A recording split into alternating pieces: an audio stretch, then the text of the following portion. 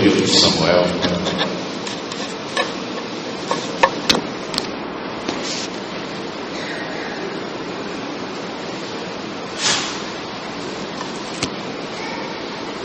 Capítulo 18.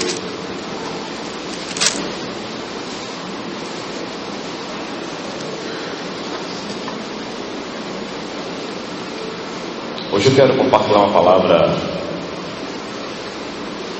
mais de encorajamento, mais de ânimo, de fé, de força. Uma palavra que Deus tem ministrado no meu coração, sabendo que o Senhor é soberano. No capítulo 18 do primeiro livro de Samuel, versículo 28, viu Saul, reconheceu que o Senhor era com Davi, Mical, filho de Saul, amava. Então Saul temeu ainda mais a Davi e continuamente foi seu inimigo. Cada vez que os príncipes dos filisteus saíam à batalha, Davi lograva mais êxito do que todos os servos de Saul. Portanto, o seu nome se tornou muito estimado. Capítulo 19, versículo 1. Falou Saul a Jonatas, seu filho, e a todos os servos, sobre matar a Davi. Jonatas, filho de Saul, muito afeiçoado a Davi, o fez saber isto, dizendo: meu pai Saul procura matar-te, acautela-te, hoje pela manhã, fica num lugar oculto e esconde-te. Então nós vemos aqui o desejo de Saul de matar a Davi. Isso não era um desejo simples, não era um desejo comum, era um desejo de um rei.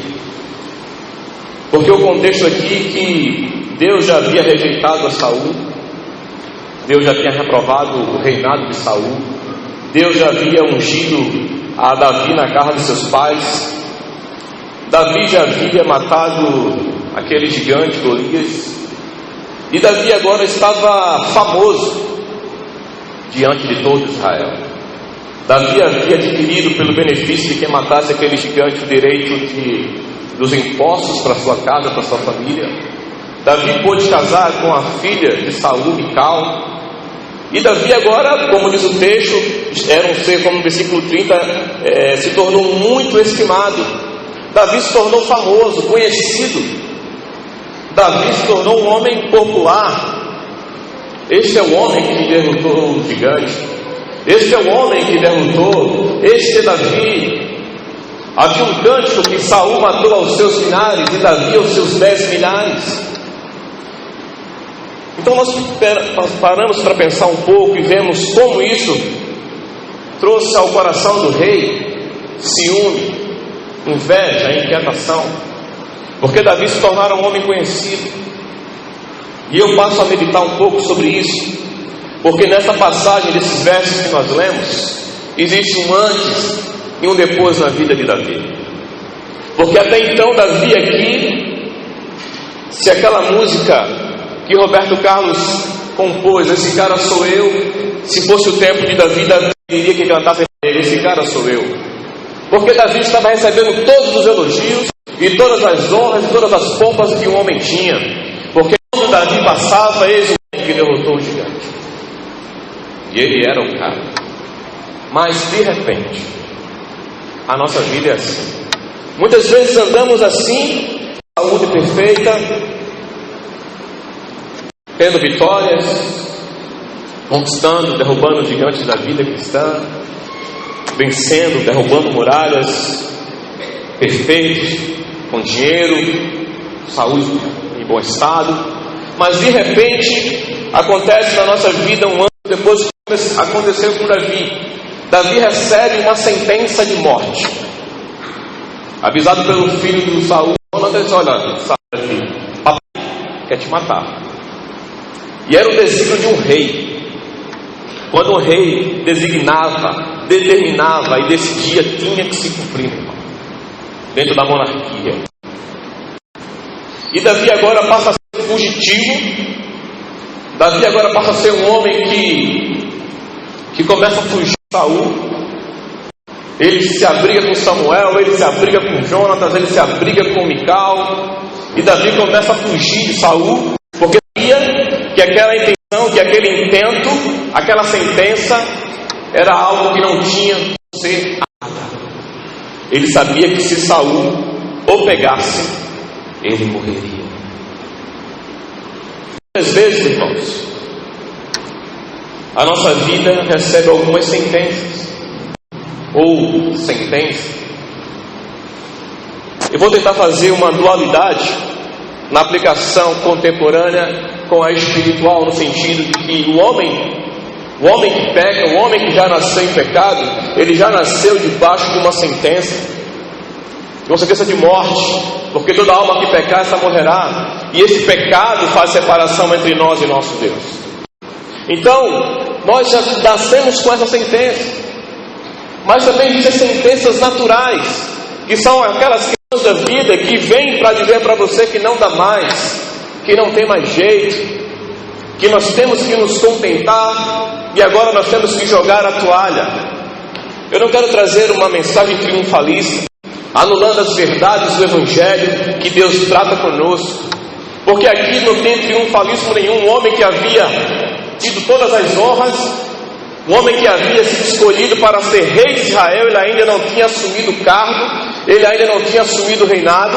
Esse homem agora passa a ser um fugitivo, um foragido, por causa da sua popularidade. E como nós vemos, porque Deus é com ele. Davi, obrigado, querido. Deus era com Davi. Davi sabia, Saul percebia que Deus era com Davi. Vá no capítulo 21, um pouquinho mais à frente de 1 Samuel.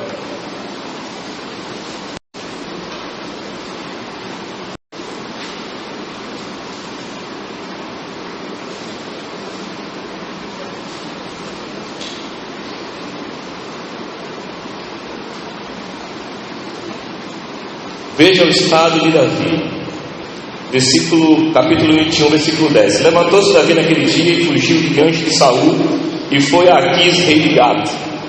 Porém o servo de Aquis lhe disse: este não é Davi, o rei da sua terra? Não é este que se canta nas danças, dizendo: Saul feriu os seus milhares, porém Davi os seus 10 milhares? Olha só, a fama às vezes atrapalha, irmão. Davi estava sendo conhecido, e Davi estava aqui.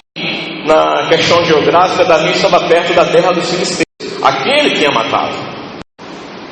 Davi versículo 12, Davi guardou essas palavras, considerando-as consigo mesmo, e teve muito medo de Aquis, rei de Gate, pelo que se fez contraste diante deles, em cujas mãos se fingia doido, esgravatava nos postigos das portas e deixava correr a saliva pela barba. Então disse Aquis aos seus servos: bem vedes que este homem está louco, porque me trouxeste a mim.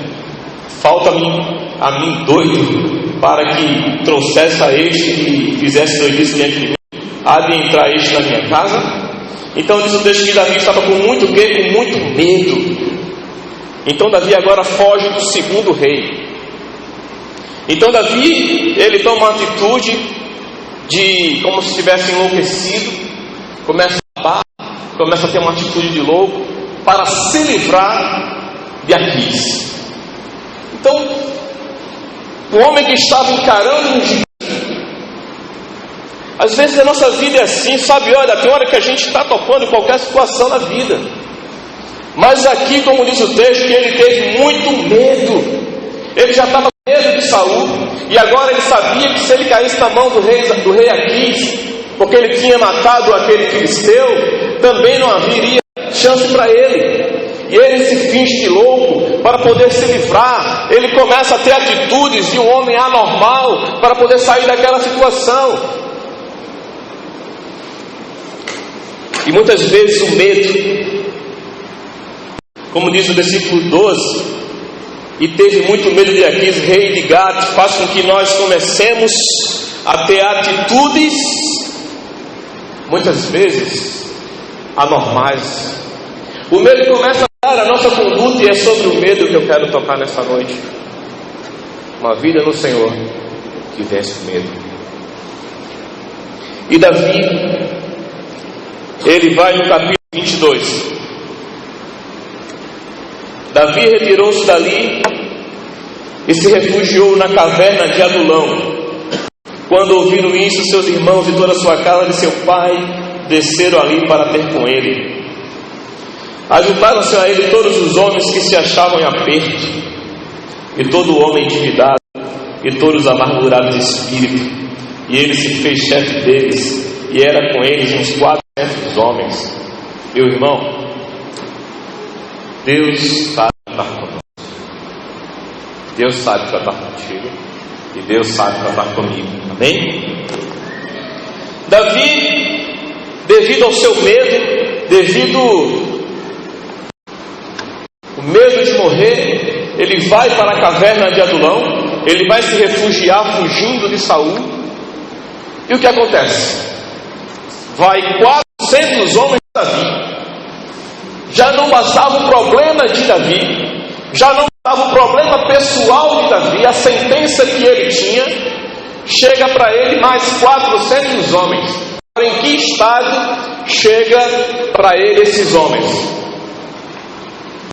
Versículo 2: ajuntaram-se a ele todos os homens que se achavam em aperto. No sentido original, aperto é sob pressão. Todos os que se achavam sob pressão. A segunda classe de pessoas que estavam nessa caverna é todo homem endividado. No original é tomado e ele emprestado, aqueles que estavam devendo a agiotas. E todos amargurados de espíritos, aqueles que estavam com a alma atormentada, que havia recebido os maus tratos. Observe que dentro de uma caverna já não bastasse o problema pessoal de Davi. Davi pega um monte de atormentados, um monte de pessoas endividadas que deviam a Deus, porque o governo de Saul era um governo que era de mão de ferro, que exigia muito do povo, que explorava o povo, e muitos atormentados no espírito, e muitos debaixo de muita pressão. Como seria, você imagina como seria o ambiente dessa caverna? Com 400 pessoas. É muito fácil calcular. O problema de Davi aumenta 400 vezes mais. Porque Davi agora, não só com o seu problema, não só com a sua situação, não só com a sua dificuldade, Deus lhe coloca 400 homens. Já viu aquela frase que a gente usa, quanto mais eu oro, a assombração aparece? A gente usa muito aqui no Nordeste, né? Rapaz, mais eu oro, quanto eu mais busco, mas as lutas vão se intensificar. E assim aconteceu com Davi. E Davi teve que tratar com gente endividada, com gente atormentada, com gente massacrada no seu emocional. Só que esses homens, lá na frente, quando Davi se torna rei, vai se tornar os valentes de Davi, vai se tornar aqueles que vão auxiliar Davi.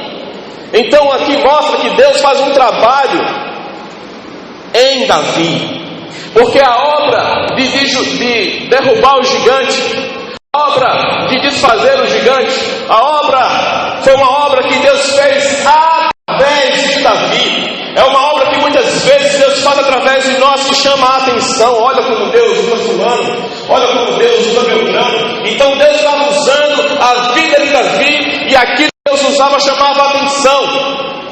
Mas havia um trono para Davi assumir, e agora Deus diz: agora eu vou agir em Davi, em você. E quando Deus quer tratar conosco, Ele trata. E nós temos que estar atentos ao tratamento do Senhor, porque Deus, Ele sabe da minha e da tua vaidade. Ele sabe das nossas inclinações. Nós muitas vezes não admitimos que somos vaidosos, como Davi. Ou você acha que aqueles elogios não entrou no coração de Davi? Ou você acha que Davi não achava bom ouvir aquilo? As mulheres gritavam queriam estar com Davi. Ele era um homem de guerra, não perdia batalha, não tinha dificuldade, tudo era positivo, tudo dava certo na vida dele. Mas havia um trono maior do que derrubar um gigante, deveria se assentar no trono para governar a Israel. E aí o Senhor apresenta 400 problemas para Davi tratar. Vá no Salmo 142, por gentileza.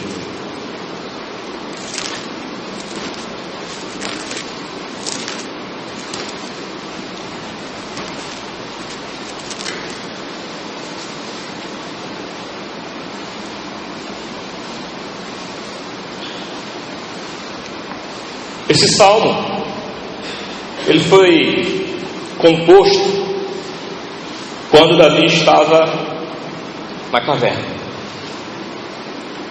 Esse salmo, ele vai retratar, expor para nós a alma de Davi. Ao Senhor ergo minha voz e clamo, com minha voz suplico ao Senhor. Derramo perante Ele a minha queixa, a sua presença expõe a minha tribulação.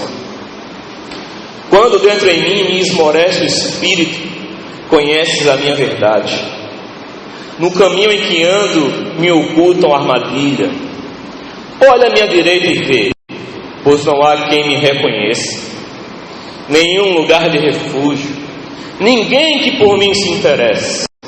A ti clamo, Senhor, e digo, tu és o meu refúgio, o meu quinhão na terra do vivente. Atenda ao meu clamor, pois me vejo muito fraco. Livra-me dos meus perseguidores, porque são mais fortes do que eu. Tira minha alma do cárcere, para que eu dê graças ao teu nome. Os justos me rodearão quando me fizeres bem. Eu posso dizer aqui que este é o salmo do fundo do poço. Não há só quem se interesse por mim. Atende o amor. Eu estou muito fraco, livra-me dos meus perseguidores, tira minha alma do cárcere, tira minha alma, Senhor, desta caverna, porque eu estou cansado, não tem interesse por mim, já não sou reconhecido, eu estou aqui dentro dessa caverna com esses homens, eu estou sozinho, Senhor, mesmo estando com 400 pessoas, mas eu me encontro só, Senhor, eu estou muito fraco, Senhor. Eu estou muito debilitado, Senhor. Livra minha alma do cárcere, Senhor. Eu não sei como você se encontra, eu sei como eu me encontro. Mas muitas vezes podemos estar como Davi, muito fraco. A nossa alma encarcerada com medo, encarcerada com ansiedade, encarcerada com as preocupações da vida, encarcerada com tantas coisas. É medo de viver, é medo de morrer, é medo de comprar, é medo de vender. Eu sei bem o que eu estou falando. Eu lido com isso realmente, diariamente. E Deus tem ministrado na minha vida essa palavra, porque ela não vem de um intelecto, mas ela vem de uma realidade da minha comunhão com esse Deus.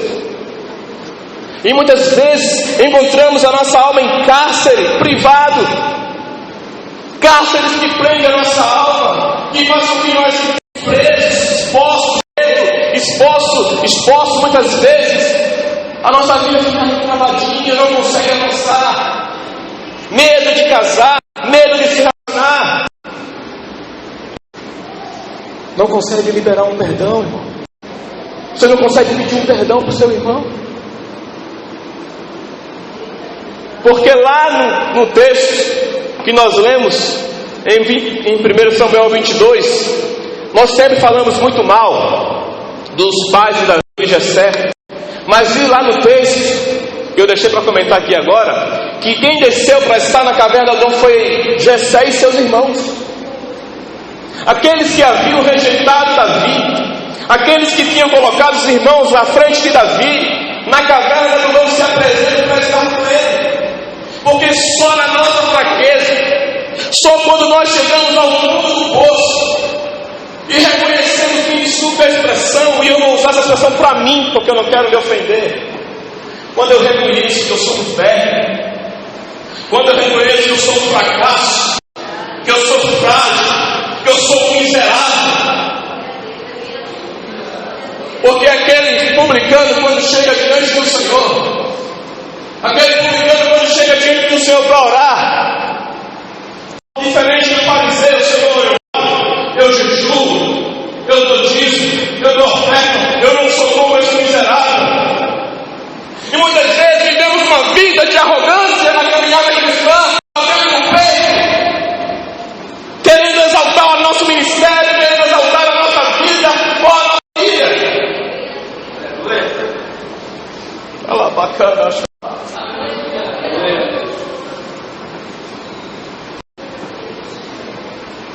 Mas Deus sabe o que está acontecendo. Então Davi estava ali agora. E aquele publicano chega diante de Deus e diz: Senhor, miserável, tem misericórdia de mim. E diz o texto que ele não ousava levantar o seu rosto, ser propício a mim, Senhor. Ah, meu irmão, chegar diante de Deus com essa arrogância, com essa enfado.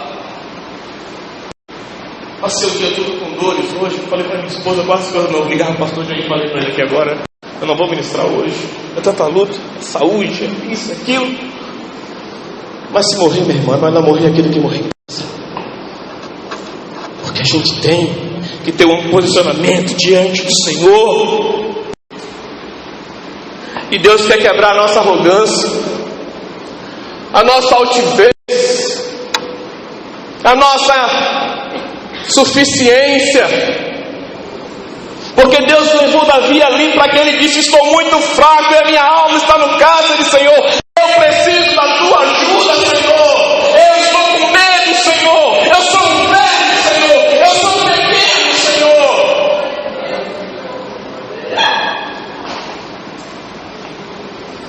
Enquanto não chegarmos a esse estágio, ou a esse estado, a gente não vai conseguir alcançar níveis espirituais no trono. Tem muita coisa travada na minha e na tua vida, porque a gente não está aprendendo a lição que Deus quer que a gente aprenda. O importante é que Ele cresça e que eu diminua. Isto é Evangelho. Isto é Evangelho. Eu não sei como você está nessa noite. Fraco, se sentir encarcerado. Mas vá ao Salmo 34.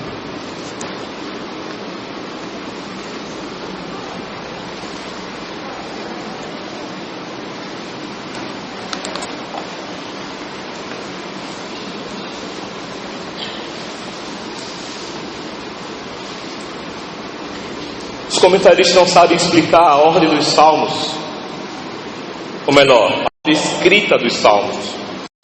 O Salmo 34 também é um salmo que, quando ele foge de Aquis, ele escreve que está no contexto da perseguição. Então não tem como dizer qual foi escrito o primeiro salmo, só especulação. Então, como está especulando, eu não vou dizer quem foi escrito primeiro. Eu apenas vou expor o que está escrito na palavra, para não fazer inferências incorretas no texto. Mas o Salmo 34 é o oposto do Salmo 142.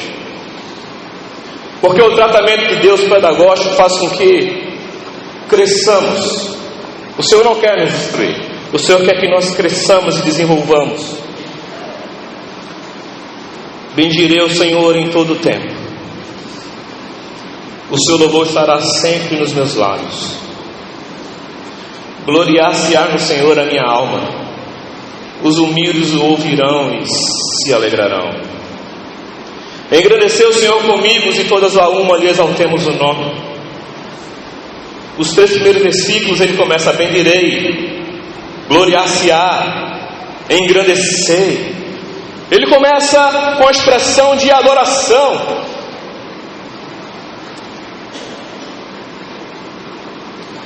Ele começa adorando a Deus.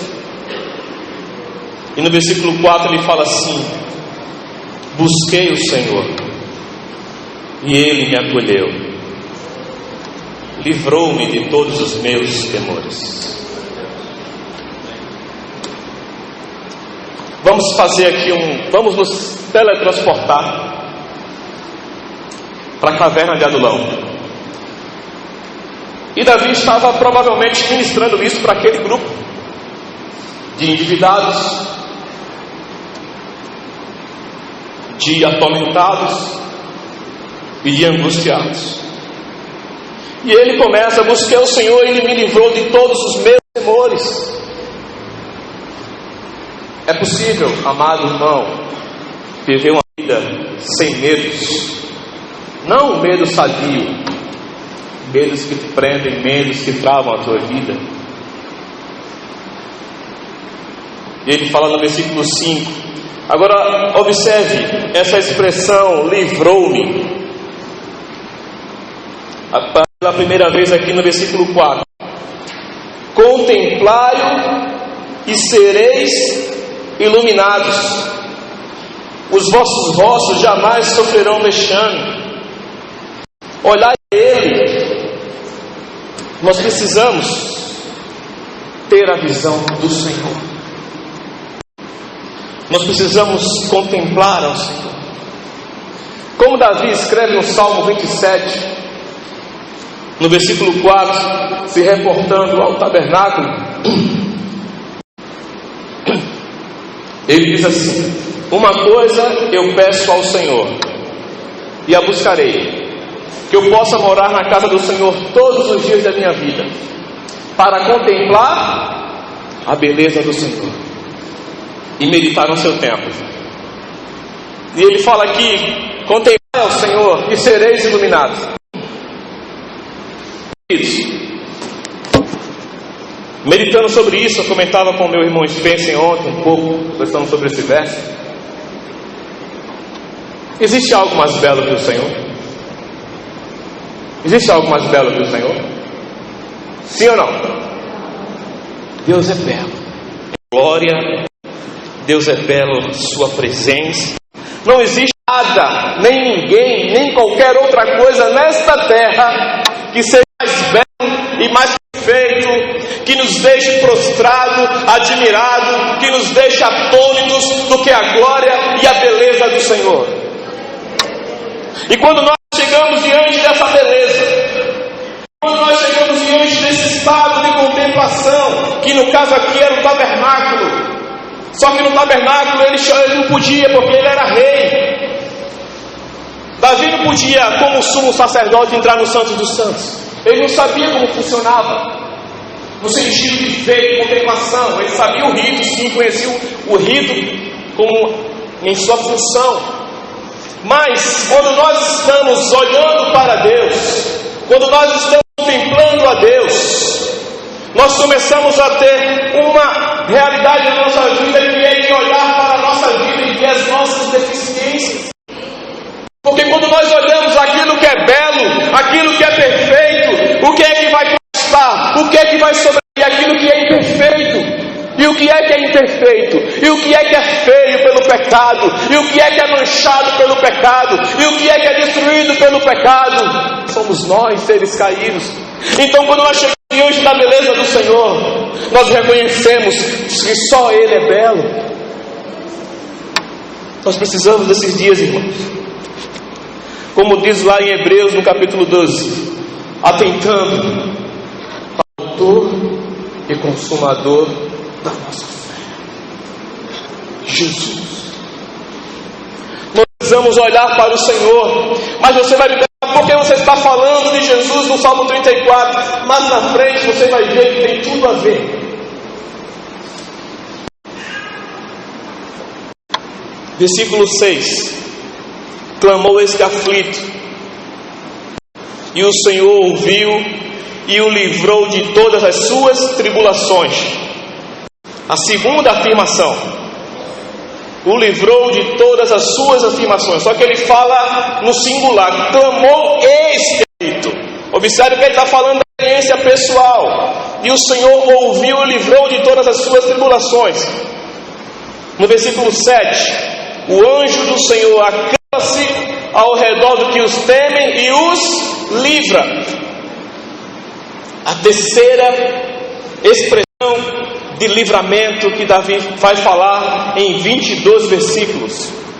Davi está dando uma ênfase sobre o livramento ou sobre a salvação do Senhor, que aqui no aspecto de salvação e livramento do hebraico não é a salvação no aspecto salvífico, é de resgate, é de libertação.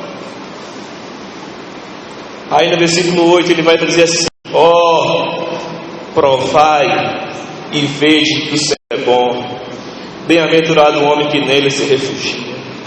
Provai e vede, experimentai e vede, lembra do texto lá, contemplai, olhai, não é só você sentir, mas é você ter essa visão de Deus. Provai e vede que o Senhor é bom. Versículo 15: os olhos do Senhor repousam sobre os justos, e os seus ouvidos estão abertos ao seu clamor.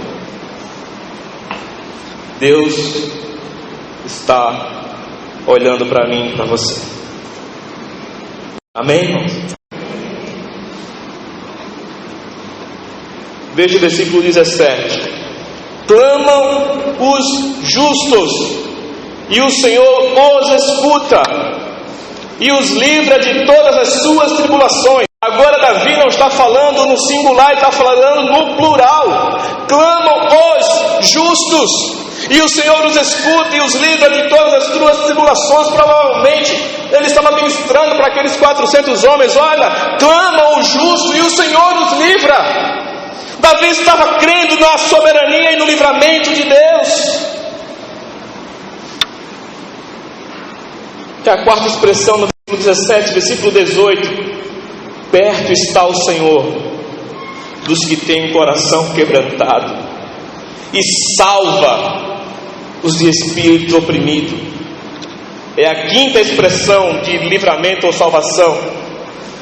Perto está o Senhor dos que têm um coração quebrantado. No Salmo 51, Davi vai dizer que um coração quebrantado e um espírito contrito Deus não rejeita.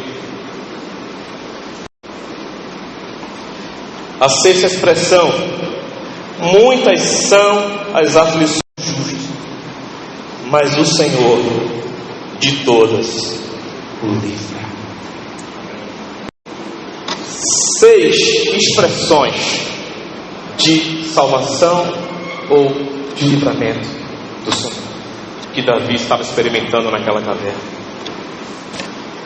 Mas tem algo interessante no versículo 20: preserva-lhe os ossos, nenhum deles sequer será quebrado. Um texto messiânico, um versículo messiânico, apontando para Jesus, que nenhum dos seus ossos seria quebrado, porque em Roma, quando eles queriam apressar a morte do condenado, eles davam um golpe de misericórdia, que eles chamavam de um golpe de misericórdia, para acelerar o processo. E aqui, de repente, ele traz um texto messiânico falando que nenhum dos ossos de Jesus será quebrado.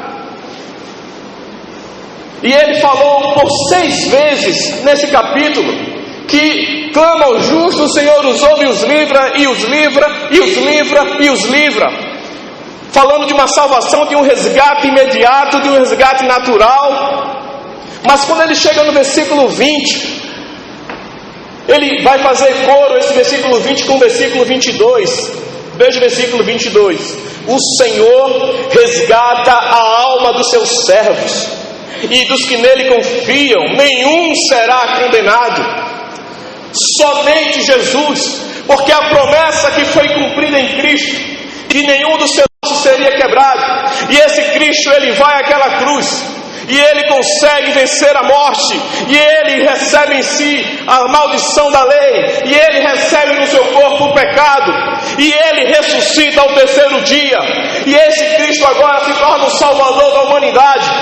Esse Jesus agora passa a ser o Salvador meu e seu, para que eu e vocês não mais necessitemos ou precisemos viver uma vida de medo, porque Jesus, ele é o nosso Salvador, porque está escrito que o Senhor resgata a alma dos seus servos, e aqueles que nele confiam, nenhum será condenado. Todos aqueles que confiam na obra e na salvação de Deus em Cristo Jesus não será condenado. A veracidade do Salmo 34, esta verdade, ela tem uma dualidade com a vida de Davi, mas ela vai tocar na realidade de Cristo Jesus. Abra sua Bíblia em Hebreus no capítulo 7.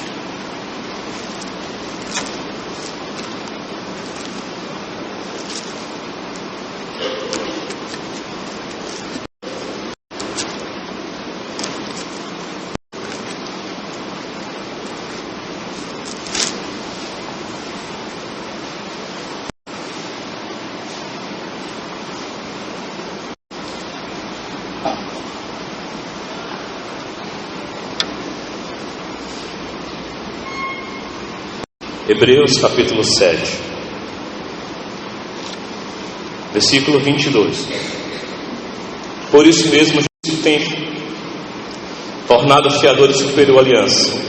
Ora, aqueles que são feitos sacerdotes em maior número, porque feridos pela morte de continuar, este, no entanto, porque continua para sempre, tem seu sacerdócio imutável. Por isso também pode salvar totalmente os que por eles chegam a Deus, vivendo sempre para interceder por eles.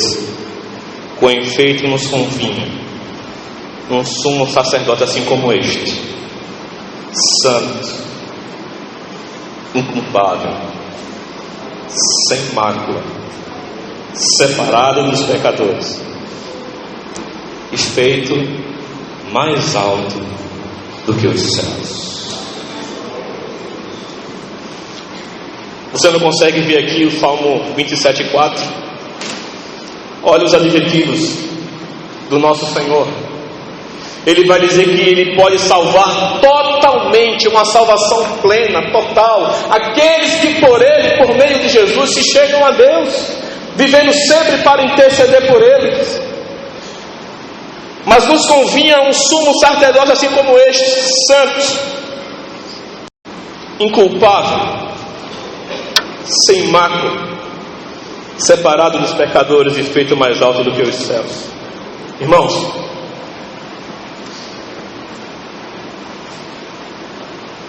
Jesus, ele teve carne, verbo se fez carne, e Jesus recebeu uma sentença que era a cruz. Davi recebeu uma sentença. E Jesus, ele passa a ser como um bandido, como um fugitivo, como um louco, como um endemoniado, como um qualquer. E Jesus, ele entra e vai fazer o quê? Um trabalho de reestruturação das pessoas, dos doentes, dos lunáticos, dos loucos, dos aleijados, dos perturbados, dos demoniados.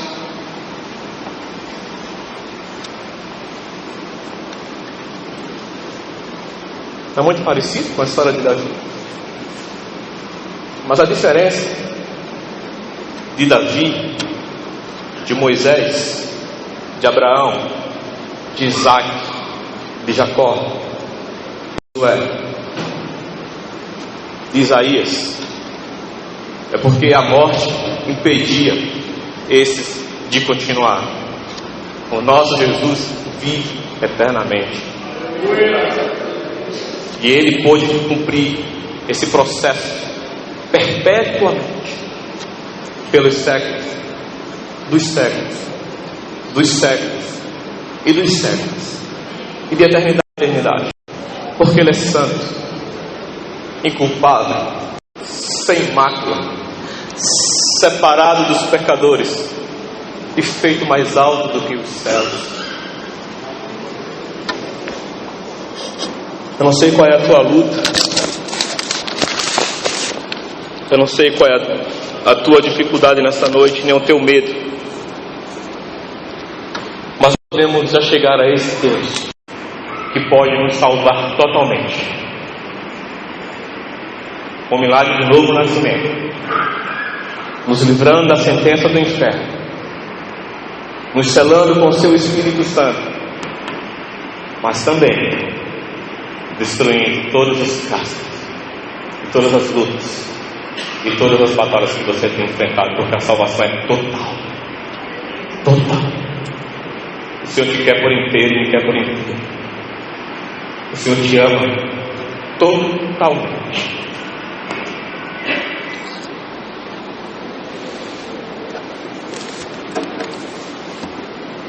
Se você tem Jesus já na sua vida e tem algum caso, feche seus olhos agora.